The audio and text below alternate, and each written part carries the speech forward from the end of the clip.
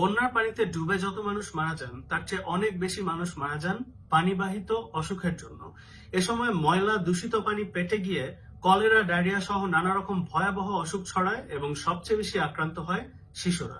এজন্যই বন্যার সময় আমাদের একটা মূল প্রায়োরিটি হচ্ছে মানুষের জন্য বিশুদ্ধ পানির ব্যবস্থা করা এবং প্রচুর পরিমাণে। এর মধ্যে দেশে কমপক্ষে 50 লাখ মানুষ বন্যার কারণে ক্ষতিগ্রস্ত হয়েছেন।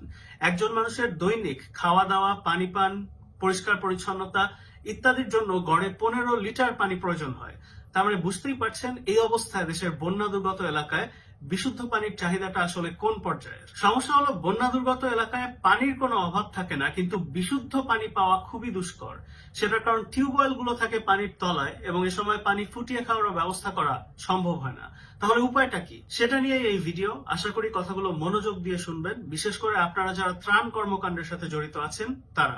দুর্যোগ পরিস্থিতিতে পানি বিশুদ্ধ করার সবচেয়ে সহজ এবং নির্ভরযোগ্য উপায় হচ্ছে পানি বিশুদ্ধিকরণ ট্যাবলেট বা ওয়াটার পিউরিফিকেশন ট্যাবলেট।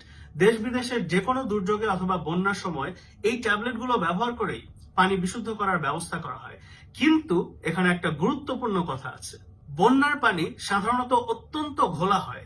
এই ট্যাবলেট গুলো কিন্তু ঘোলা ময়লা পানিতে ঠিক মতো কাজ করতে পারে না। কাজেই এসব ট্যাবলেট ব্যবহার করার আগে অবশ্যই পানিকে পরিষ্কার করে নিতে হবে। আমরা এর মধ্যে মাঠ থেকে খবর পেয়েছি অনেকে ঘোলা ময়লা পানির মধ্যে সরাসরি ট্যাবলেটটা দিয়ে দিচ্ছেন। এর ফলে কিন্তু পানি নিরাপদ হবে না। আগে পানি থেকে ময়লা সরিয়ে তারপর সেই ট্যাবলেটটা যোগ করতে হবে। তাহলে ঘোলা পানি থেকে ময়লা সরানোর বা পরিষ্কার করার উপায় কি? খুব সহজ। বাজারে ফিটকিরি বলে একটা জিনিস কিনতে পাওয়া যায়। সেই ফিটকিরি গুঁড়ো করে এই ঘোলা পানির মধ্যে মিশিয়ে নিতে হবে। একদম সামান্য, প্রতি লিটার পানিতে 1 চিমটি ফিটকিরির গুঁড়ো দিলেই হবে।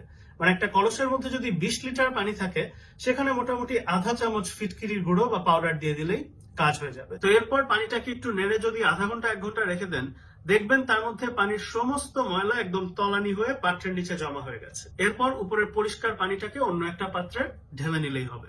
ধরেন কথার কথা আপনার হাতে ফিটকিরি নেই অথবা পানিটা অত বেশি ঘোলা নয়, সেক্ষেত্রে কি করবেন? সেক্ষেত্রে যেটা করতে পারেন, যে কোনো কাপড়, মোটামুটি পরিষ্কার কাপড় হলেই হবে, শাড়ি, লুঙ্গি, গামছা যাই হোক না কেন, সেটাকে 4 ভাঁজ করে কলসের মুখে আটকে নেবেন। তারপর এই কলসের মধ্যে পানি নিলে এই কাপড়ের ছাঁকনি দিয়ে পানি ফিল্টার হয়ে মোটামুটি পরিষ্কার হয়ে যাবে। কিন্তু কাপড়টা ভাঁজ করে দেওয়াটা কিন্তু গুরুত্বপূর্ণ। কমপক্ষে 4 ভাঁজ যেন দেওয়া হয়, না হলে পানি ঠিক মতো ফিল্টার হবে না। তো এই ফিটকিরি অথবা পানি অত ঘোলা না হলে কাপড়ের ফিল্টার, এই 2 উপায়ে ঘোলা পানিকে পরিষ্কার করা যায়। কিন্তু পানি পরিষ্কার চেহারা দেখে কিন্তু খেয়ে ফেলবেন না। এই পানি এখনো বিশুদ্ধ বা নিরাপদ কিছুই হয়নি। পানি চোখে দেখে পরিষ্কার লাগলেও এর মধ্যে অসংখ্য রোগ জীবাণু গিজগিজ করছে। এই পানি পেটে গেলে আপনার বাচ্চার অসুখ হতে পারে। সেজন্য এই পরিষ্কার পানিকে এবার জীবাণুমুক্ত নিরাপদ করতে হবে, যার জন্য ওই পানি বিশুদ্ধিকরণ ট্যাবলেট বা ওয়াটার পিউরিফিকেশন ট্যাবলেট গুলো দরকার, যেটার কথা ভিডিওর প্রথমে বলছিলাম। বাজারে এরকম বিভিন্ন জাতের ট্যাবলেট পাওয়া যায়। অ্যাকোয়াট্যাব আর হ্যালোট্যাব দুটো উদাহরণ। কতখানি পানিতে কয়টা ট্যাবলেট যোগ করতে হয় সেটা হচ্ছে প্যাকেটের গায়ে লেখা থাকে। যেমন এই 33 মিলিগ্রাম অ্যাকোয়াট্যাব ট্যাবলেটের ক্ষেত্রে 5 লিটারে একটা ট্যাবলেট দিতে হয়। তার মানে একটা কলসের মধ্যে যদি 20 লিটার পানি থাকে সেখানে 4টা অ্যাকোয়াট্যাব ট্যাবলেট যোগ করতে হবে। অর্থাৎ 26 টাকার 1 পাতা ট্যাবলেট দিয়ে এই প্রক্রিয়ায় 50 লিটার পানি বিশুদ্ধ করা সম্ভব। তো এই ট্যাবলেট পানিতে যোগ করার পর আধা ঘন্টা অপেক্ষা করবেন। মানে ওষুধটাকে তো কাজ করার একটু সময় দিতে হবে। এই সময়ের মধ্যে এই ট্যাবলেট পানিতে গলে গিয়ে যত রোগ জীবাণু আছে সব মেরে সাফ করে ফেলবে। এরপর এই পানি খেলে ইনশাল্লাহ কোনো সমস্যা হবে না। একমাত্র সমস্যা হচ্ছে এই পানিতে একটু গন্ধ থাকতে পারে, কিন্তু এটা ভয়ের কোনো কারণ নেই এবং এখানে অন্য কোনো পার্শ্ব প্রতিক্রিয়া বা সাইড এফেক্টেরও কোনো ভয় নেই। মনে রাখবেন, এই ট্যাবলেট গুলো কিন্তু নতুন ওষুধ না। দেশ বিদেশের যত রকম দুর্যোগ হয়, আমাদের দেশে এর আগে যত বন্যা, সাইক্লোন, রোহিঙ্গা শরণার্থী শিবির, সব রকম দুর্যোগে এই ট্যাবলেট গুলো গণহারে ব্যবহৃত হয়েছে। আপনারা ইনশাল্লাহ নিশ্চিন্তে এই ট্যাবলেট গুলো ব্যবহার করে পানি বিশুদ্ধ করতে পারবেন এবং নিজে এবং আপনার বাচ্চাকে খাওয়াতে পারবেন। কথার কথা মনে করেন আপনার হাতে ট্যাবলেট নেই, বাজারে স্টক শেষ বা কোনো কারণে পাওয়া যাচ্ছে না, তাহলে কি করবেন?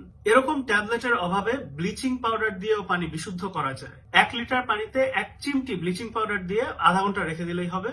তারপর আপনি পানিটা খেয়ে ফেলতে পারবেন। এটাই হচ্ছে পানি বিশুদ্ধ করার সবচেয়ে সহজ উপায়। আপনারা যারা ত্রাণ কর্মকাণ্ডের সাথে জড়িত আছেন, আমি আপনাদের অনুরোধ করব অন্যান্য ত্রাণ সামগ্রীর পাশাপাশি যথেষ্ট পরিমাণে পানি বিশুদ্ধিকরণ ট্যাবলেটও রাখার ব্যবস্থা করবেন, সাথে ফিটকিরি এবং প্রয়োজনে ব্লিচিং পাউডারও। একই সাথে আপনারা স্থানীয়দের শিখিয়ে দেবেন কিভাবে এই প্রক্রিয়ায় পানি বিশুদ্ধ করে খেতে হয়। তো চলুন এবার সংক্ষেপে পুরো জিনিসটা একবার ঝালাই করি।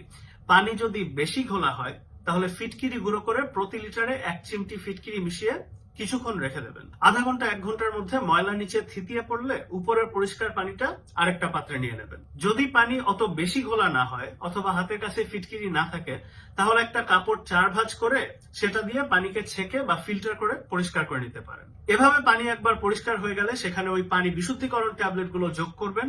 প্যাকেটে যে কয়টা লেখা আছে সে কয়টা।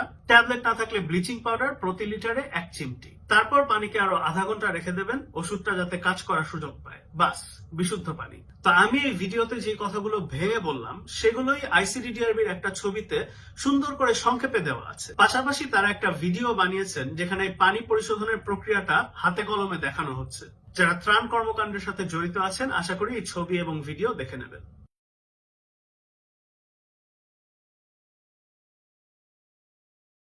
আস-সুন্নাহ ফাউন্ডেশন, উম্মার স্বার্থে সুন্নাহর সাথে।